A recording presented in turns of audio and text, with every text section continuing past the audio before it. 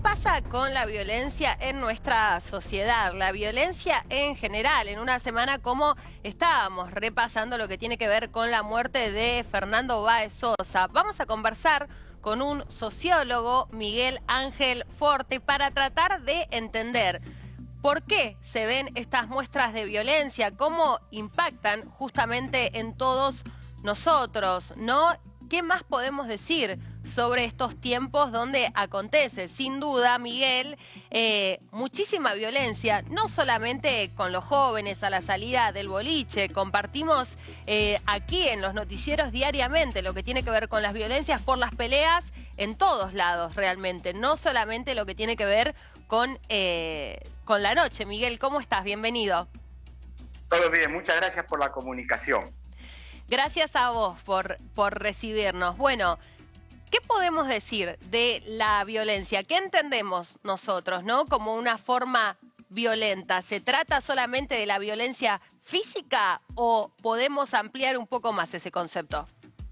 Mira, en la Argentina hay una violencia de base que tiene que ver con la miseria estructural. O sea, es una sociedad que vive conviviendo con 60% de pobres. En una sociedad además que se ha caracterizado por haber tenido una gran movilidad social, y los dos partidos políticos centrales se han caracterizado por ser partidos políticos de la movilidad social en la Argentina. Yo soy un resultado de eso, digamos, hijo de la clase obrera y hoy profesor universitario. Eso en la Argentina se determinó. Salvia nos dice en el último análisis que hizo sobre la pobreza que no hay más clase media, razón por la cual el último decil de la encuesta permanente de hogares, el número 10, estamos desde 200.000 para arriba. Nunca sabemos el techo, pero sabemos el piso, que no es para ser rico tampoco. Es interesante. Sumado a esto, si vos querés tomar el tema de los boliches, sí. Los boliches de entrada son lugares de violencia y discriminación. Vos entrás, vos no entrás, vos sos negro, vos sos negra, no tenés las zapatillas adecuadas, estás mal vestida, estás mal vestido. Y adentro suele haber piñas, digamos. O sea, que no nos sorprende demasiado. Sí. No, es interesante esto que decías, ¿no? Sobre sobre la violencia como algo estructural y hablando también de la clase social, ¿no? De las condiciones sociales de cada persona, porque bueno, vos sabrás bien, son semanas sensibles por el juicio que se está llevando a cabo en relación a la muerte de Fernando Báez Sosa, y se habla de la discriminación, ¿no? Por parte de estos rugbyers por la condición social también de Fernando. Concretamente, ¿no? Negro de M o todas esas palabras que, a ver, podemos atribuirlas en este caso, pero eso, por ejemplo, es una estigmatización que se ve mucho y diariamente en nuestra sociedad. Bueno, me has dado un pase excelente para mesiano tu pase, para contestar a la inquietud referida al asesinato de este chico. En principio me solidarizo y le llevo un abrazo fraterno a los padres, que yo comprendo plenamente el dolor y comparto plenamente lo que les está sucediendo, ¿no? Eso por un lado. Ahora, en cuanto a este grupo particular, esta violencia en particular, esta muerte de este chico que además tiene un impacto tremendo porque es un pibe con una alta socialización, estudiante de Derecho, marianista, hijo de un encargado de Recoleta, bueno, toda una serie de características que tienen muchísimo que ver con los compañeros de la primaria de mi hija menor, digamos, ¿no? O sea que es un pibe, pegaron justo en un pibe que tiene un amor social, digamos, claro, muy alto. Por eso las muestras de empatía también, ¿no? Absolutamente de acuerdo contigo. Ahora, si vos querés analizar el tema de los victimarios, acá hay un elemento muy importante. Se trata de una patota que tiene una costumbre de amedrentar, no solamente en los boliches, sino en sus propios pagos, en Zárate, a tal punto que la gente tenía miedo de decir cómo actuaba con una impunidad, además, al interior de la propia familia, es decir, la propia familia pareciera ser que respalda. Miguel. Ahora, sí.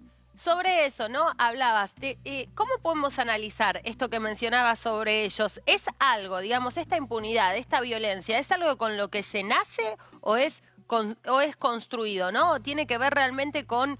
Porque muchos también apuntaron concretamente a los papás de estos chicos. ¿Qué más podemos decir sobre ese núcleo, ¿no? Sobre esa formación que tienen ellos. seguís haciendo unos pases formidables, pareces una alumna mía de Sociología General de la UBA. Perfecto el pase que me has hecho. Digamos que cuando nosotros hemos dicho rugbyers, ¿no? Le hemos puesto el nombre de rugby, es interesante porque no son todos rugbyers, ¿no? El rugby mayor, el rugby grosso, digamos, es este pibe Thompson, que es un jugador del CASI y a su vez también está haciendo un curso para entrenador de rugby. O sea, es el que reproduce la lógica del rugby. Los otros chicos que pertenecen al rugby son pibes de un club de tercera de Zárate, ¿no es cierto? Arsenal Náutico de Zárate. Pero lo interesante de este estamento que son los rugby, la sociedad tiene clases, estamentos y partidos políticos, ¿no? En el caso de estamentos son grupos de prestigio, grupos de estatus. Los abogados, los médicos, los políticos, los profesores de la UBA, somos estamentos. Ahora, este estamento particular, que además se caracteriza por el connubio y la comensalidad, es decir, se casan y comen juntos, digamos, como una característica del estamento, del grupo de prestigio, pareciera ser, así por lo que veo, que la crueldad es un símbolo de prestigio en el interior de este estamento. Es decir, cuanto más cruel sos el más macho del grupo, porque como es un grupo, la patota, que refiere a valores al interior del grupo mismo, claro, se la ve en figuritas cuando la justicia dice esto no se puede hacer, vamos a decirlo en términos generales. Porque ellos se retroalimentan en los valores por una lógica interna de funcionamiento del estamento.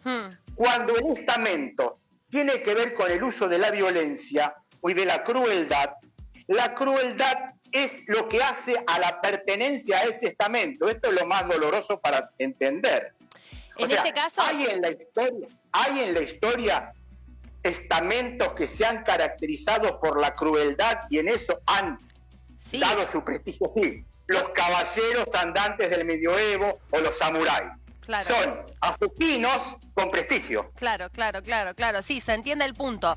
Cuando vos haces este análisis, es una violencia, digamos, en su forma más extrema porque termina quitándole la vida a un chico muy jovencito. ¿Te parece que hay algo, valga la redundancia, sociológico que tiene que ver con la práctica de ese deporte o tal vez sí con quizás el microclima, ¿no?, de estos chicos, como decías, tal vez todos con características familiares similares, condición social similar también, y eso hizo, ¿no?, justamente y alimentó semejante violencia, porque pensarlo, Miguel, en una forma tal vez más amplia, bueno, nos alertaría un montón sobre muchísimos grupos, ¿no? También por la relevancia que tomó este caso que tiene que ver con estos dos estamentos sociales, ¿no? Por un lado, el rugby y también el desarrollo que hacías, ¿no?, sobre Fernando y su familia y las actividades que hacía.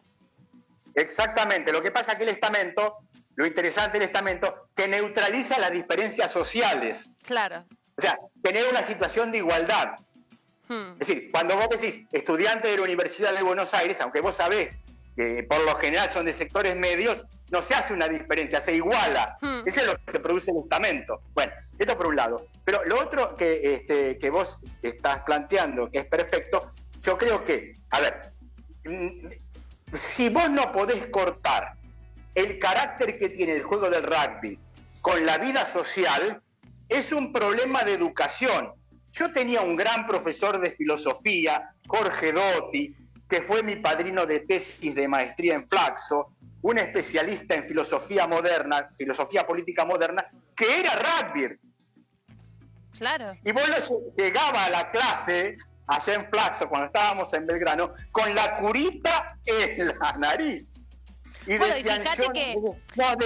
nos decía, yo no sé qué pasa últimamente que hay tanta violencia en el juego, nos decía Jorge, divino, un divino total. Que hasta sorprende, ¿no? Lo que comentabas diciendo justamente que es que era jugador de rugby, ¿no? Tu profesor, bueno, lo que tiene que ver con cómo caen en los estereotipos. ¿Por qué te parece, más allá, ¿no?, de todo este análisis sobre estos jóvenes, que también, a ver, resulta un tema muy sensible porque todos eran muy jóvenes, incluso algunos de los chicos que tienen que presentarse a atestiguar, concretamente uno de los 3 amigos de estos chicos que se van a presentar en esta semana, por ejemplo, al momento era menor de edad. ¿qué podemos saber, no? De qué piensa una persona cuando mata a alguien a golpes en un grupo, cuando intenta ocultarlo, digo, ¿qué análisis podemos hacer sobre eso? Tus preguntas son realmente brillantes, hoy estás... Gracias, no te Miguel. conozco, pero realmente sus preguntas... Mira, hay algo que es lo siguiente. Hay un tema que tiene que ver con la socialización primaria. Es decir, aquello que vos aprendiste mamando la teta, digamos, de un término general para que se comprenda de qué estoy hablando. Es decir, cuando la persona se educa en determinado momento, esto tiene un peso central en la vida social de la persona. Es decir, lo que se aprende en la infancia, como es ser un conjunto de normas, el juicio estético, todas esas cosas se aprenden en el grupo familiar. Si en el grupo familiar no hubo una educación que te hace posible de convivir en sociedad, entras en una situación de catástrofe existencial y social, claro, cuando te das cuenta que aquello que te dijeron tus padres no te sirve para la vida social. O sea, ello te genera un desastre afectivo, valorativo, importantísimo. Pero yo soy de los que piensan que ahí está el asunto. Ahora, otra pregunta más que vos me haces en la misma pregunta. ¿Cómo saber por qué actuaron Truman Capote en A Sangre Fría? Es decir, una vez que les caiga la moneda de la culpa en la cabeza, que todavía no aparece muy claramente este problema de la culpa, que la culpa implica ya un nivel de racionalidad importante sobre lo actuado, ¿no? Es decir, la posibilidad de preguntarte a vos mismo, ¿por qué hice esto? Bueno, esto va a ser producto de después de que se les caiga la ficha de la culpa y se les pregunte a ellos. Por lo pronto, en términos sociales, en términos de comportamiento de estamento, aparece el crimen y la crueldad como aquello que se valoriza en el grupo de referencia y de pertenencia. ¿Te parece, Miguel, que...? Se fueron a festejar y a comer hamburguesas cuando mataron, claro, y empezaron caducó, con todos esos términos que utilizaron. Es porque hay un gozo sádico en la muerte de este chico. ¿Te parece sobre esto que decías, que todavía tal vez no cayeron en la cuenta de lo que hicieron, más allá de que estamos a poco de que se cumplan 3 años de la muerte de este joven?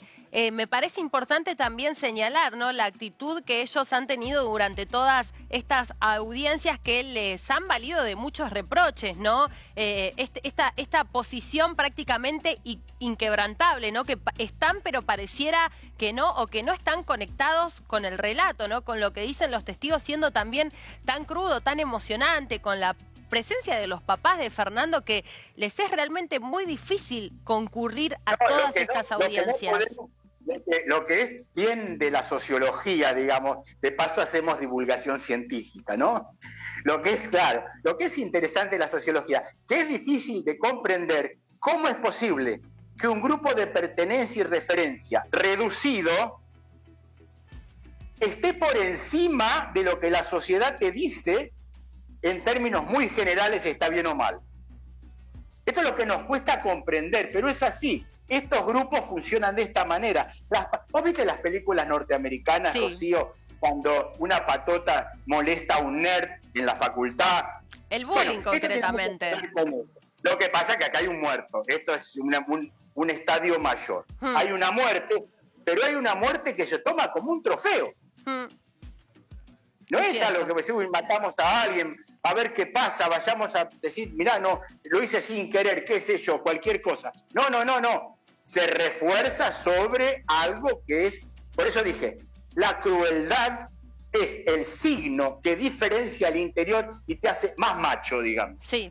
¿No? La crueldad te hace más macho. Por supuesto que hay elementos de machismo, elementos raciales también, que si bien no son determinantes, hay.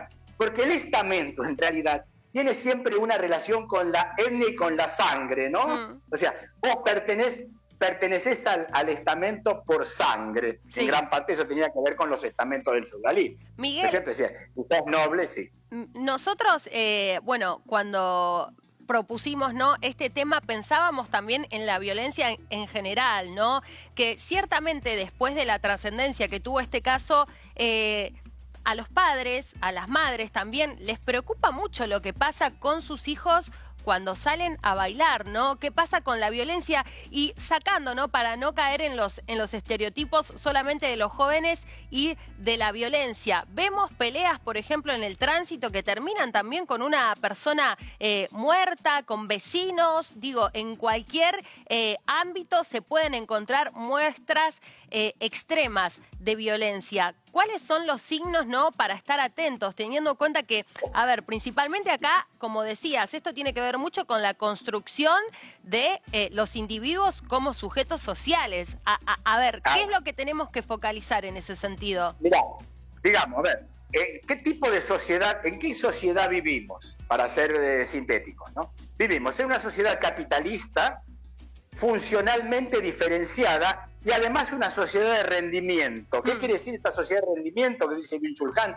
Que no podemos parar, ¿no? No podemos parar a tal punto que, como bien dice, nos comunicamos hasta morir. Fíjate que todo esto está grabado, filmado por los mismos actores de la situación. No podemos parar de comunicar. O sea, es más importante filmar que darte cuenta qué es lo que has hecho. Es porque tiene una sociedad que tiene un nivel de exigencia para cada uno de nosotros, en donde, como dice muy bien el coreano, sentís que te estás realizando cuando te estás autoexplotando. Yo creo que hay un nivel de exigencia social que en gran parte tiene que ver con esta violencia. Y a su vez una sociedad extremadamente desigual, donde no se ve futuro, donde los jóvenes no ven nada más adelante, hay generaciones y generaciones de gente sin empleo. Todo eso va generando, y la amenaza de la pobreza, que tiene nada más una función estética y de adiestramiento social. Es decir, trabajá a destajo y sale la cabeza a tu compañero para no ser pobre como este que ves a la salida del canal. ¿Qué pasa a propósito de este análisis que haces con la violencia en general, ¿no? Vemos, decías, hablabas, me parece interesante el concepto de violencia estructural. Hay violencia en la política. Pareciera que, bueno, en la política, en la circulación, en las personas también más grandes, no tiene que ver necesariamente con una condición social o etaria, tal vez. ¿Qué es lo que sucede, ¿no? Y cuál sería también una probable solución a este problema tan grave que tenemos. Es una pregunta. Digamos que lo que hay es una violencia sistémica, Rocío. Es una violencia, el sistema es violento. O sea, por lo tanto hay mecanismos de supervivencia.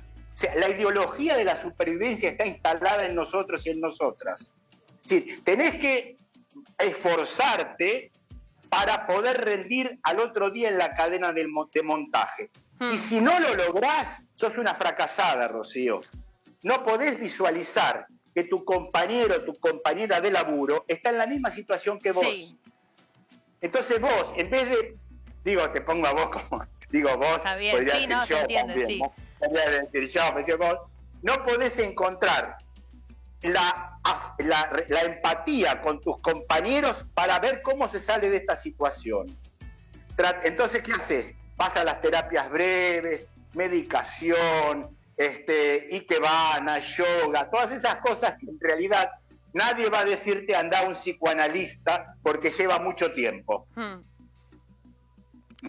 El problema de la temporalidad, ¿no? El último libro de Byung-Chul Han, que todavía no lo leí, soy un seguidor de doy cursos sobre este autor y demás, se llama La vida contemplativa, que yo imagino por dónde va el coreano, ¿no? Es decir, bajen muchachos un cambio, paren un poco la mano, diviértanse un poco más en lo sencillo, vayan a cuidar el jardín. Bueno, todas esas cosas en las que Byung-Chul Han está últimamente sobre esas cosas, ¿no? Pero de todas maneras, yo como no soy devoto de Byung-Chul Han y sigo teniendo una cosmovisión socialista de la vida, considero que tiene mucho que ver con poder compartir nuestros problemas con los otros y las otras, ¿no? Muy interesante, Miguel, esta charla. Gracias por conversar con nosotros y bueno, te esperamos para cuando quieras venir a esta edición de Hipernoticias. Te digo algo, yo en este momento estoy en Tandil, pero cuando ustedes quieran, que yo vuelvo el martes, estoy con mis nietos, mis nietas, mi hija mayor, mi yerno, yo vengo muy seguido acá, ¿no? me gusta mucho venir por acá. Cuando quieran, ustedes me invitan y yo voy al piso. Me encanta. Te recibiremos encantados, Miguel. Muchas gracias. Gracias a vos, Rocío, sos muy gentil.